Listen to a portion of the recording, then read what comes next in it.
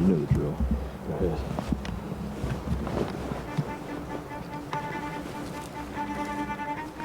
So I met Brad through a mutual friend. So a buddy I used to go to college with, we used to elk hunt together all the time. And he brought Brad along one year. And ever since then, Brad and I have hunted together.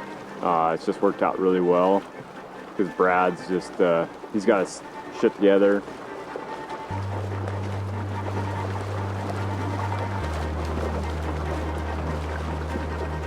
He's very reliable and very picky about the people I hunt with anymore, just because these trips are mentally and physically very draining on people. We're just getting the kids ready and going up the mountain here. It's 4-ish in the morning here, and it's incredibly hot out. So we're trying to do as much of this hiking on this exposed mountain face as we can in the dark. So we got a 10-day hunt here coming up. Deer, elk, combo trip. We got Kurtis Cronk with me on this trip.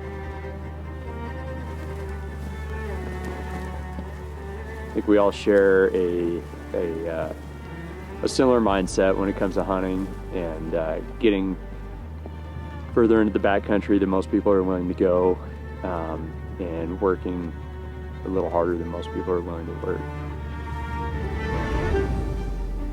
A lot of guys say that they can do it, but once you get them back here, they just fall apart and they mentally and physically can't take it. This trip was pretty comfortable, to say the least, just with the weather conditions and stuff like that.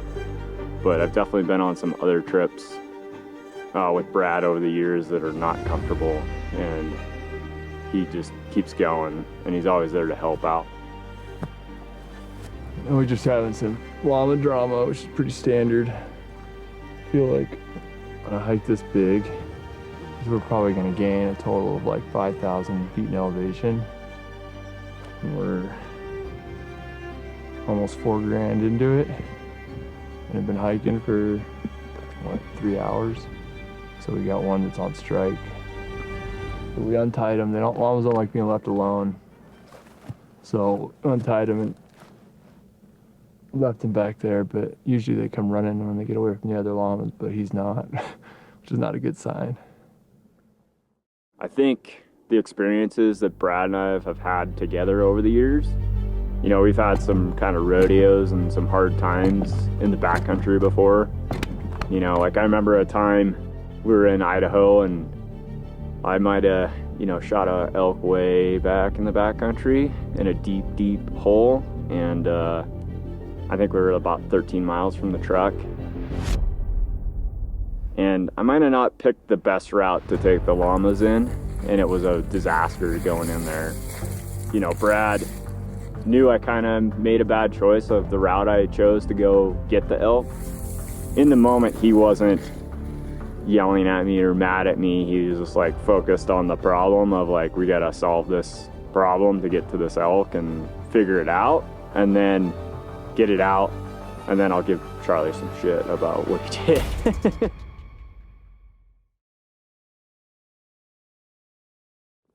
Oh, there it is. I see the cut right there. Oh, yeah. So maybe if we just go back this way and then cut around. Yeah, believe it or not, we're starting to turn orange after this point. Oh, steeper again? No, like starts to mellow out. Okay. And then Doesn't go red again towards the top. well, and then we'll kind of go flat, and then we're going to do another hump. Okay. It's a shorter hump. Yeah. And then it gets ugly not long after that. Camaraderie is a huge part of hunting, helping each other out. I mean, when you're back in here, you know, we're all doing our own hunts, but you know, when you hear a gunshot go off in the distance, it's so much more rewarding and fun, I think, to share the experience with everybody. There's a log in the way. I might go try and move real quick. Okay. You want to watch this guy? Yep.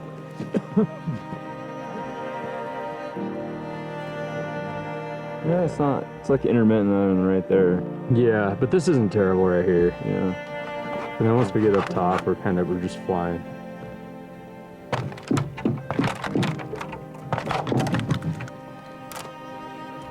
Hey, there you go. Our trail has gone completely fallow on us here. And there's been as you can see, there's been a lot of fire activity in here, so there's deadfall everywhere. So we're just having to pick our way through this country. It's really annoying. I think the most annoying part of it is I even checked the Forest Service records for trail maintenance, and this trail was supposed to have been maintained in the last 2 years, and it's not been maintained in a long time. But this is kind of what happens when you go into a place you've never been to before.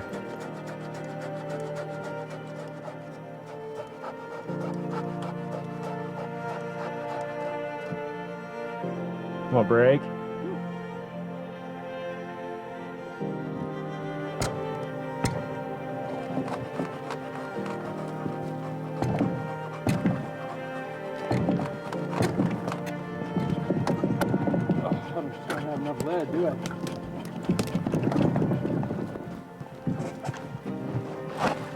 All right, so plan is we're gonna turn around and go back down, which breaks my heart because it's been a long day. We've come almost 5,000 feet in elevation up, but it's not gonna happen. So Cronk is gonna go, he's gonna hike by himself up to the top, crawl through the timber. There's another trail that comes in from the other side of this mountain. He's gonna walk that out and see if it's good. And that would give us the option to come in on it tomorrow. So we'd have to do the whole thing over again. I don't like saying that out loud. And then, so Kurtis and I are gonna take the llamas out, back down to the truck. And then Cronk is gonna send me an inReach message. Yeah. Send it, I'd say like send it as soon as you can, maybe too, just but. You want to cut off time Yeah. to make a call? But that's the plan. It's hot. Clock. It's the way it goes though, honestly, just when you do this kind of hunt. I don't know what to do. This trail was listed as a maintained trail. That it had been maintained in the last like 2 years. Yeah. And it has been maintained, I'll bet, in like a decade or longer.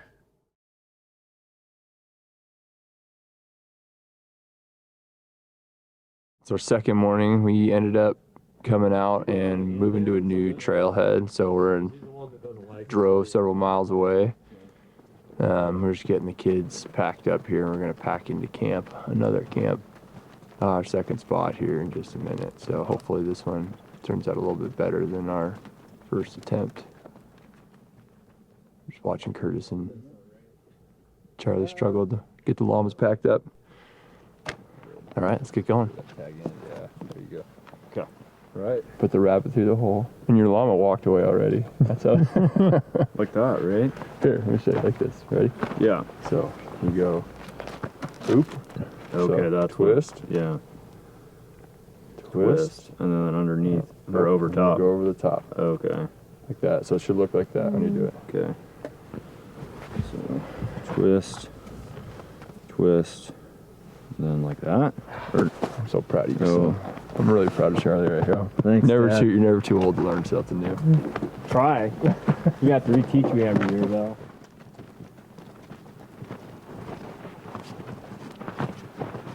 Want a drink? Who want a drink?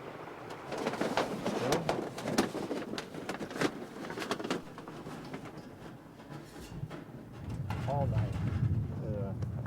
We got a trip planned this year coming up in a couple weeks, and we're gonna backpack 10 miles back in, and it's almost like a 4,500 foot vertical gain back into the backcountry, you know, in November in snow, and you know, we're gonna probably be possibly in the single digits at night, and you know, we got to go hike a long ways to go get water, and just a lot of people just can't hack that. They just can't handle the mental and physical aspect of it.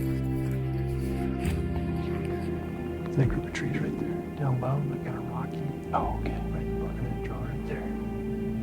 see a go in the trees. No, he's right above the tree. Tips in the trees right now. Let me see his white house. Look for see. Oh yeah, gotcha. So I think we just see 2 small bucks. No elk. It's getting dark here soon. Just gonna keep class until dark, but see if we can find some elk, especially. So we have a game plan for tomorrow for the opener. It would be nice to see some elk, but it doesn't always go that way. So this morning, Brad and Charlie are going the opposite direction we all went last night. I actually found a herd of elk and a bull that was bugling and left him to do his thing right at last light. So I'm gonna bomb up there and see if I can find him again this morning. And hopefully splitting up on both sides of the drainage means lots of elk downs.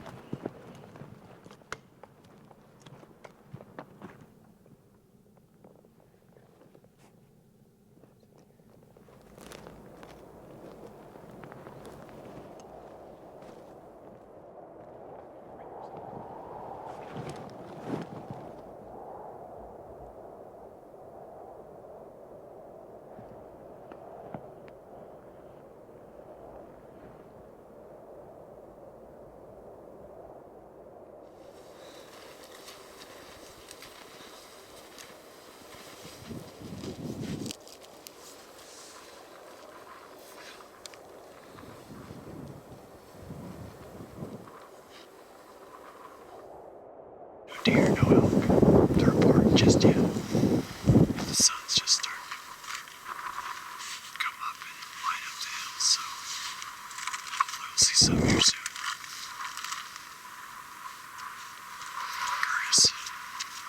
Kurtis is another direction, way over that way. He saw an elk last night.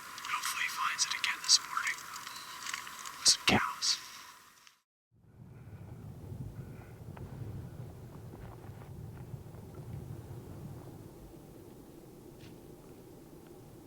So it's like midday, noonish, I think. I think last time I checked it's 11:30.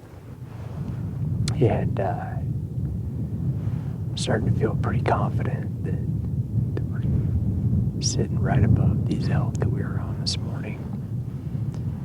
I could hear them moving through the timber. And I've got a pretty good view all around this little basin that we're in, and I haven't seen them come out. We've got these crazy swirly winds where they're coming out of the south 1 second, and right now they're coming out of the northeast. So I'm just gonna stay put and stay up high. I mean, so far they're upwind of me, so I'm gonna stay put until this evening and see if the conditions don't change, or maybe they even work out here down below me, so I can get a shot. Those elk we were on this morning, they haven't come up like I thought they would. So in the last bit of light, there's some sagey openings down below that we can't see from where we're at. So I'm thinking we're gonna just kind of do a still on this last bit of light and see if we can find them. Shooting light. We went down where I thought maybe those elk bedded. And it looks like they just kept cruising. So I started sneaking through. There's a lot of nice looking country between where it was and where we're at. And right here at last light, there was a cow elk all by herself. That's the only one I saw. But some days are like that. Just can't seem to find them, but we were in elk, so it's a great day. But now it's time to just boogie back to camp and get something to eat. This is our 3rd day, 4th day? Or 4th day technically, huh? Yeah. I still haven't seen an elk yet. Although Kurtis has been, and Charlie has, so I know they're around. we're about ready to launch up the mountain here. Kurtis is going one way, Charlie and Eric going another way. We're gonna climb probably for another like hour here in the dark and hopefully be a nice little spot to glass at first light.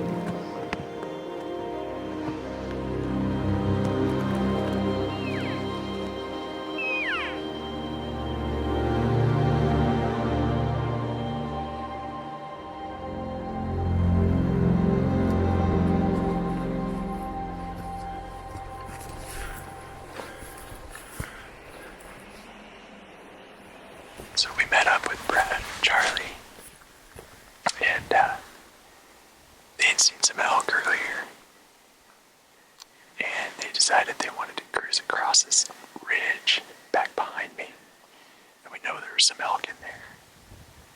So I stayed back, and they ended up pushing 3 cows out.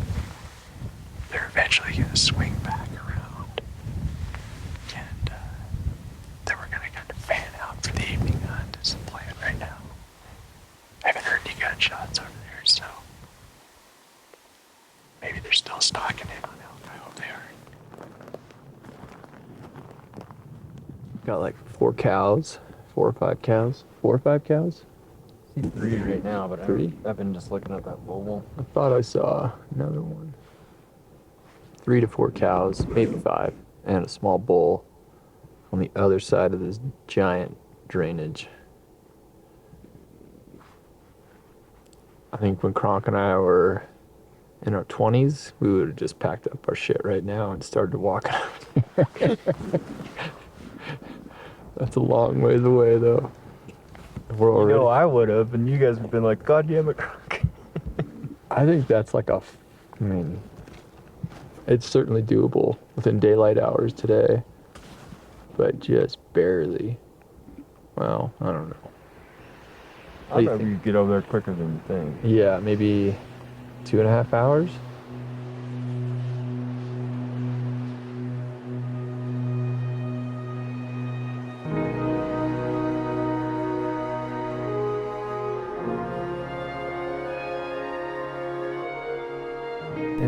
In the burned timber on the right hand side, I see 2 bulls behind. See them? I think together. Yeah. Well, those handful of elk that we saw earlier turned out to be giant herd. There's got to be at least 100 head of elk that just poured off the top of the mountain, and they all started running downhill, and they're all down the bottom. They all ran down the bottom of this creek below us. I don't know where they're gonna go, but there was a pile of elk in there. I think I counted at least like 15 to 20 bulls, most of them spikes, handful of branch bulls.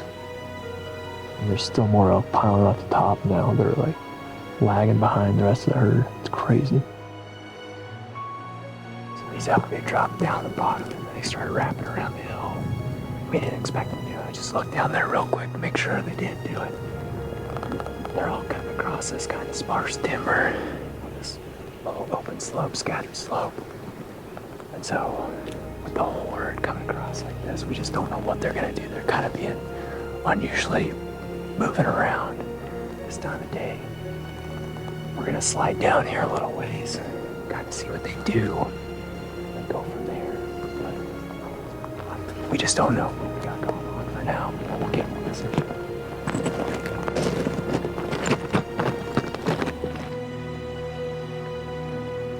Very unexpectedly, 2 other hunters, came out down below there and seemed to be pushing these elk up towards us. It remains to be seen if they're gonna, it looks like they should be able to see them and shoot, but doesn't seem like they're not acting like they see elk at all. But the elk are all on their feet now and kind of coming up the bottom of this drainage. We're gonna lose sight of them here in a little bit, more than likely. Now I can hear him calling on a hoochie mama right now. It's funny. So we'll just see what happens here.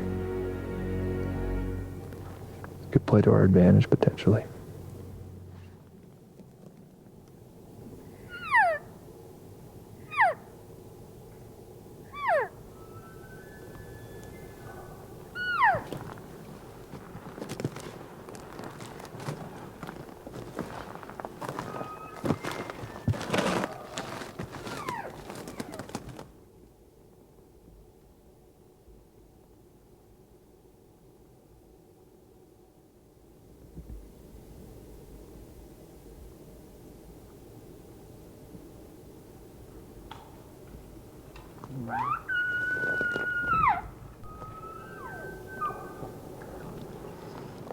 We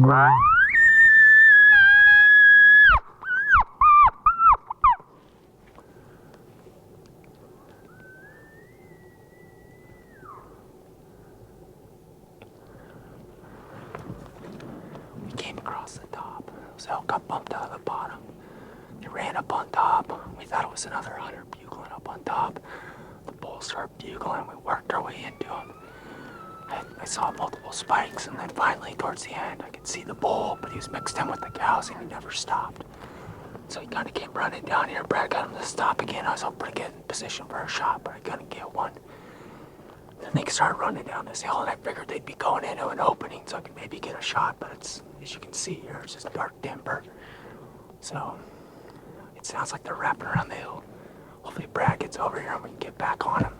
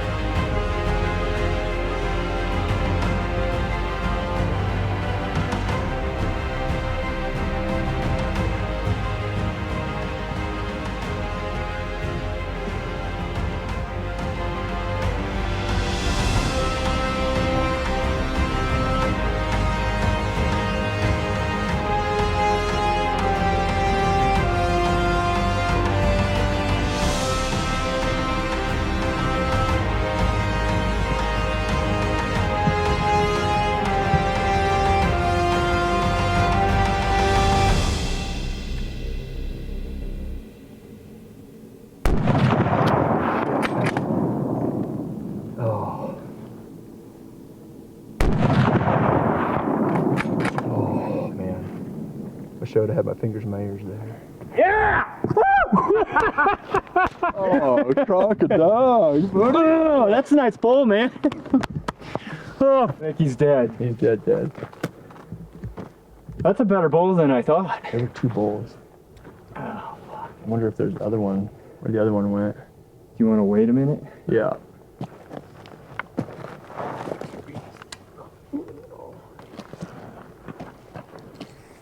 I can see him, he's dead. Okay.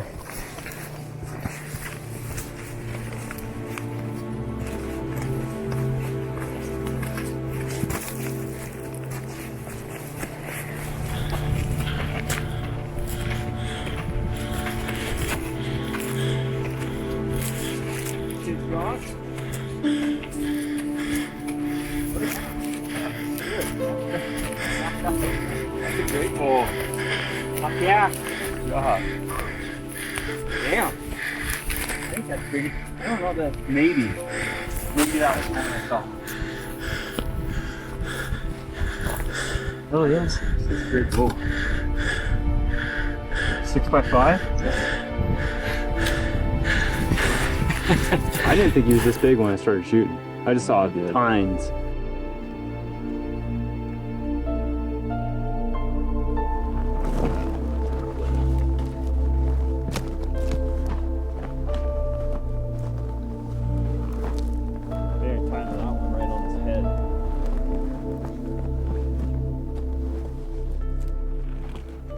So I wonder if this bull was bugling above us the whole time.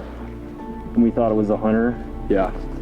I thought for sure that was a hunter when we heard him. I did too, but dude, I mean, but that he went past us. Yep. Remember that? Oh yeah. I thought it was. I think it was him the whole time. Yeah, I think you're right. I thought it was a hunter until we started hearing all the foot traffic. You know? Yeah. What's up, fellas? Well, so we heard some like branches breaking, and we look behind us, and there's a couple cows, and all of a sudden it sounds like it just sounded like a mountain was coming down on us, and BK's videoing in front of us, and I'm going, watch out, there's more coming this way. Like, dude, we had. Where were you at? So we saw the bull. Where were you at? Down in that hole where you saw the bull, or you heard the bull. Oh, you were down outside? On that side? Yeah, so We stalked a bull that we thought was bedded down At 2 in there. o'clock, I rolled up, started eating peanuts, and I look up, and I'm like, holy crap. I thought it was a mule deer. Yeah. And I throw binos on it, here's this bull standing there. I'm like, oh shoot. He was like this one, actually. Really? A lot like this one.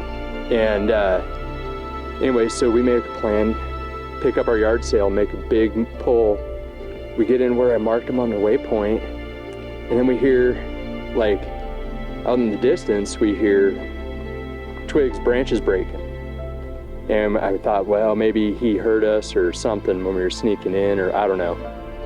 So we sit down, we chill out for a bit, and then we get up to start moving.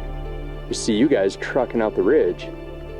And I'm waving, Brad, I thought you looked over towards us and I'm waving my hat. I could not see. And you guys kept rolling. Booking it. Like, I've got video of you guys just like sprinting down the ridge line. And That's awesome. but about that time, like, we hear some branches breaking behind us and hear some cows and calves coming. We're watching this whole thing happen, and we had moved around trying to see if an elk might spit out a bull, and we hear this bugling above it. I mean, I probably saw like 20 spikes. There were over 100 head elk that we saw. We saw. We were trying to figure out. You ready? Oh, you ready? Yep. Thank you.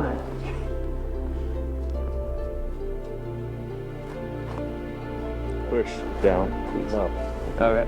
Gotcha. That's where I was gonna go tonight, but I thought, it'd be messed up to go past where we heard some shooting without checking. You should have kept hunting, Curtis, if you wanted to. Yeah, I know. We were just right here, though. Well, yeah, it's just hard to find people that are willing to do this stuff and stay out here and grind it out. You have a good grip? Yep. Okay. I'll come strolling to the camp sometimes at 1 or 2 in the morning, just beat.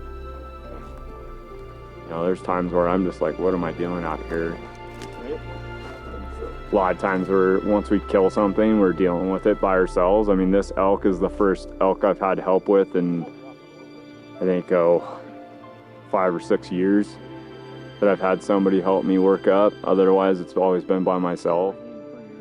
Many hands make light work, right? So when once an animal's harvested, it's a lot of work, and it's an awful lot of work to do by yourself, and I think it's a lot more fun to try to, help out and share that experience with the person that harvested. I have a lot of fulfillment after the hunt, in the moment of the anticipation building up to an opportunity and actually harvesting an animal is very exciting, especially if you get a mature animal. And then after that, the work begins, and you're packing that stuff out in snowy, wet slopes, and your back hurts, your leg hurts, you're just not. There's a lot of unenjoyable parts to it, but as a whole, it's very enjoyable for me. You're spending time in the mountains and backcountry with friends, ultimately, and you're there to just grow a bond and strengthen those friendships.